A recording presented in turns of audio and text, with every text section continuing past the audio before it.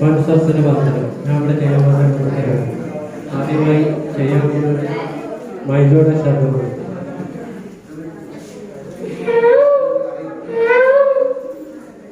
അടുത്തായി ചെയ്യാൻ പോകുന്നത് കുയിലൂടെ ശബ്ദമാണ്.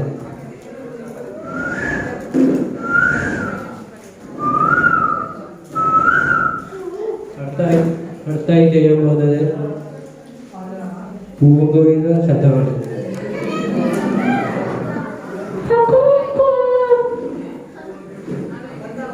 അടുത്തായി ചെയ്യാൻ പോകുന്നത് പൂച്ചയുടെ ശബ്ദം.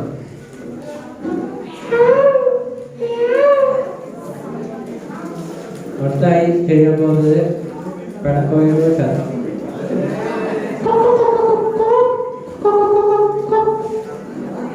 ഇത്രയും കൊണ്ട് അവസാനിക്കുന്നതാണ് ഞാൻ